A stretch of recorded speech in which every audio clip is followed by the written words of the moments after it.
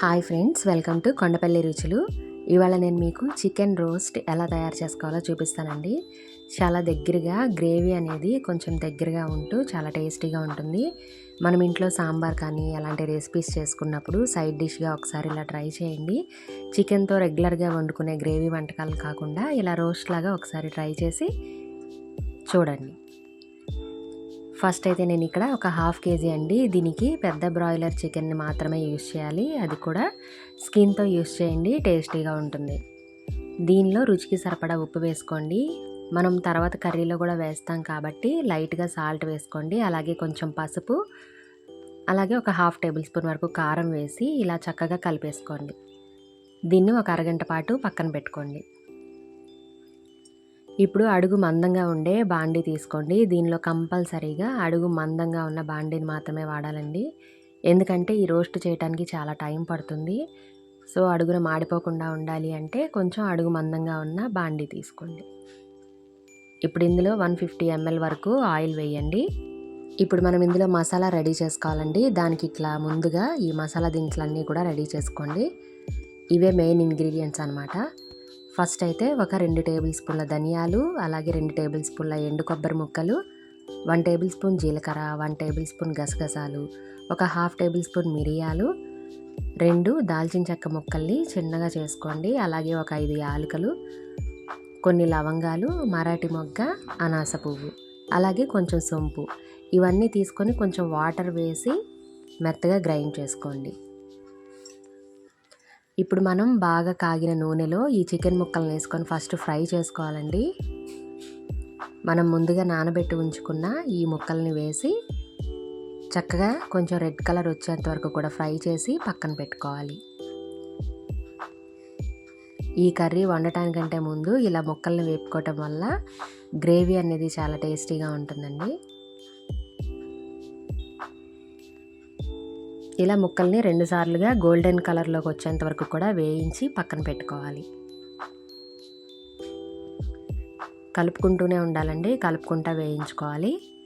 ఇప్పుడు ఆ మిగిలిన ఆయిల్లో 3 ఉల్లిపాయలని చక్కగా మరీ పేస్ట్ లాగా కాకుండా కొంచెం పేస్ట్ లాగా చేసుకోండి. అలాగే 3 పచ్చిమిరపకాయలు కూడా వేసి 2 కలిపి మిక్సీ జార్లో కొంచెం మరీ మెత్తగా కాకుండా గ్రైండ్ చేసుకోండి.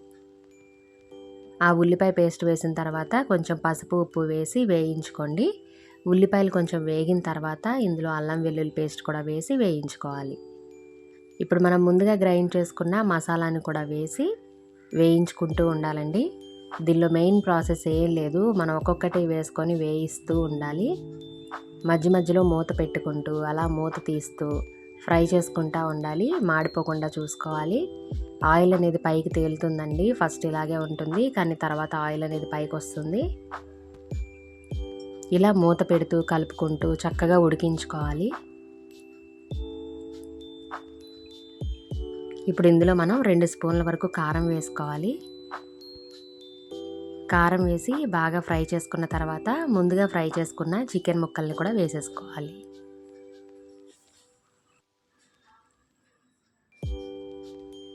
ఇలా చికెన్ ముక్కల్ని కూడా మనం గ్రేవీలో వేసిన తర్వాత 2 నిమిషాలు ఫ్రై చేసుకొని ఇప్పుడు అందులో ముక్కలు మునిగేంత వరకు కూడా వాటర్ వేసుకోవాలి. ఈ వాటర్ అనేవి ఉండవండి, మనం ఫ్రై చేసుకుంటున్న కొద్దీ కూడా ఈ వాటర్ అనేది తగ్గిపోతుంది. కరెక్ట్గా ముక్కలు మునిగేంత వరకు వేసుకుంటే సరిపోతుంది. ఇప్పుడు ఇందులో లైట్గా కొత్తిమీర వేసి మూత పెట్టి బాగా మగ్గనివ్వాలి. మధ్య మధ్యలో తీసి కలపటం మాత్రం మర్చిపోవద్దు ఫ్రెండ్స్, కలుపుతూనే ఉండాలి. ఈ గ్రేవీ అంతా కూడా బాగా దగ్గర పడేంత వరకు కూడా మనం వేయిస్తూనే ఉండాలి. గ్రేవీతో ముక్క కూడా చక్కగా బాయిల్ అవుతుంది. చూసారా ఆయిల్ ఎలా పైకి తేలుతుందో, ఇలా ఆయిల్ పైకి వస్తూనే ఉంటుంది. ఫ్రై అనేది దగ్గర పడుతూ ఉంటుంది. ఇందులో ఇంకా స్పెషల్గా మనం మసాలా దినుసులు ఏం వేయక్కర్లేదండి. ఒక్కసారి అలా గ్రౌండ్ పేస్ట్ అనేది రెడీ చేసి పెట్టుకుంటే ఫాస్ట్గా చేసేసుకోవచ్చు.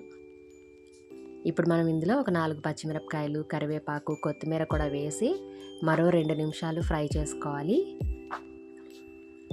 ఫ్లేవర్ బాగా రావడానికి మరోసారి మూత పెట్టి ఒక 2 నిమిషాల పాటు చికెన్తో పాటు ఉడికించుకుంటే కొత్తిమీర, కరివేపాకు, పచ్చిమిర్చి ఫ్లేవర్ కూడా బాగా పడుతుంది.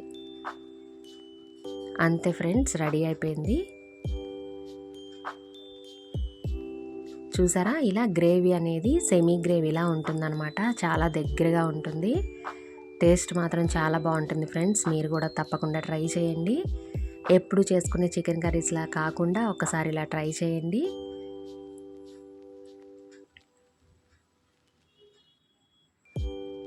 మనం అల్లం వెల్లుల్లి పేస్ట్, అలాగే మసాలా పేస్ట్ అవన్నీ కూడా స్టార్టింగ్లోనే వేసేసుకున్నాము. అలాగే ఆనియన్ పేస్ట్ కూడా స్టార్టింగ్లోనే వేసేసుకున్నాము.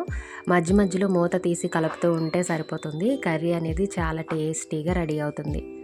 ఫైనల్గా కొంచెం కొత్తిమీర చల్లుకొని చక్కగా సర్వింగ్ చేసుకోవచ్చు. అంతే ఫ్రెండ్స్, మీరు కూడా తప్పకుండా ట్రై చేసి ఎలా వచ్చిందో నాకు కామెంట్ చేయండి. నా వీడియో మీకు నచ్చితే లైక్ చేయండి. అలాగే మీ ఫ్యామిలీ, ఫ్రెండ్స్ అందరికీ షేర్ చేయండి. మరో కొత్త రెసిపీతో మళ్ళీ కలుసుకుందాం ఫ్రెండ్స్. అంతవరకు సెలవు. Bye friends.